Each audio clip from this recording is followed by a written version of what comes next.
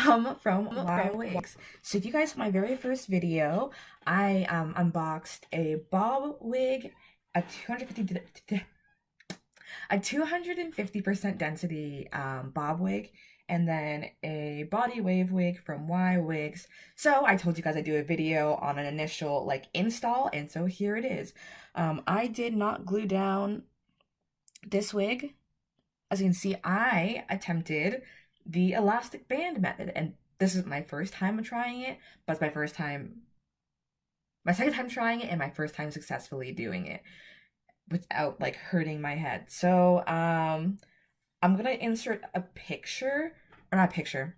I'm going to insert no, a picture of what the hair looked like after I first dyed it. This hair came in a natural black color. It was 10 inches long, which was a lot longer than I thought it would be. It was about shoulder length, and I was like, no, it's hot here in Canada in the summer. It gets like hot, like hotter than Jamaica, which is where my parents are from. I'm Jamaican, so it gets really hot here in Canada in the summer, and I wanted something that wasn't really on my neck, something cute and like a light color. So I will insert a picture of what it looked like right after I dyed it, before I cut it. So first I'm going to tell you guys about the dyeing process. I didn't film it. I told you guys I'd tell you about it though. So what I did was, what did I do? Ah, yes. So I used the Kiss Express. I have the box with me actually. Do I have the box? Oh, yes, I do.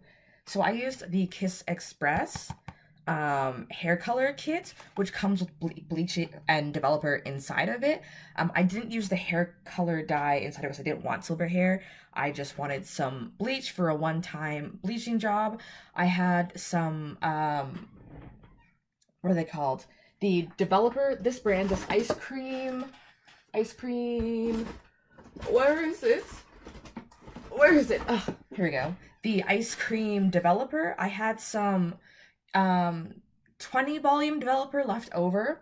So instead of using the 40 volume developer that the kit comes with, I used 75 milliliters of a 20 volume developer, and then the bleach that comes in the kit.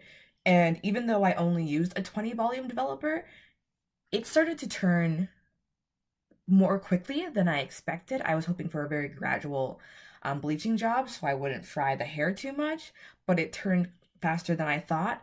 And the color it came out to was a more orangey color, like an orangey brown. And I kind of did a ombre balayage sort of effect with this. So I started from the bottom, because I wanted the bottom layers to be lighter than the top ones. I wanted something that's still kind of fun and but a little more subtle at the top, because I haven't really worn a color like this in a very, very long time. I one time tried to, in high school, dye my own hair. I don't know, it was like a light brown or something, and it just ended up coming out patchy. Like I looked like a cheetah. There was patches of brown here, and it was black here, and then brown here, and then it was a mess. So I haven't really experimented with a light brown color in a long time. Gosh, my lighting. Decide what you want to do, dark or light, dark or light. So I did that, and I did like a ombre sort of effect, so it was a gradient, and I did like some streaking, so like a balayage sort of thing, and it worked out quite well. It has like a lot of, I know you guys can't really see it because of the really terrible lighting, but it has like some really nice highlights and lowlights in my hair that I really, really like. I might take a picture later on to show you what it looks like in the sunlight. So that's that. This is now, I want to say, probably like 7 inches. I chopped off a lot of the hair. I chopped off quite a bit of it. I didn't bleach the knots. I thought I might experiment bleaching the knots on this hair, but I decided not to. I just put foundation under the thing to make it match my hair color, not my hair color, my skin color better, because it was like a white scalp. And I kept my roots dark, as you can see, the natural darkness I thought about dyeing them the same color as my natural hair, which is like a 1B too, but I was like, it's too much work. So then I used a Dark and Lovely uh dye. It was like I think it was called Auburn Brown or something like that. It wasn't one of the intense brand colors, and that helped to get rid of the orangey color that was in my hair. Now it's more like of like an auburn color, which is what I was going for. So I really like it. At first when I washed it, I was like, oh man, this is too dark. Like I kind of dyed it for no reason, but like once it dried, just like also after I bleached it, the I was like, oh gosh, this feels so dry. I kind of ruined the hair. But after I added the dye to it, so after I bleached and washed the bleach out, I did not use purple shampoo or anything like that. It just kind of, I don't know, it just worked out. It just worked out. That's why I said my challenge, English. My channel is kind of me experimenting with different things, and it worked out, and I love the color.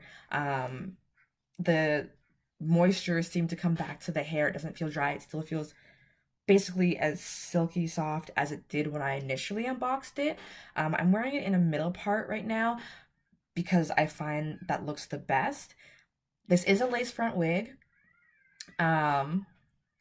So, you know, it's my first lace front wig. As I said before, I typically buy 360 wigs, but I was like, you know what? I don't need to do a 360 wig if I'm gonna cut it so short. I think they did a pretty good job with the plucking of the hairline. I think it looks pretty natural. You know, if I pull it to one side, well, I can't really because I kind of flat ironed it into a middle part. I was like, you're gonna be middle for some reason. But, you know.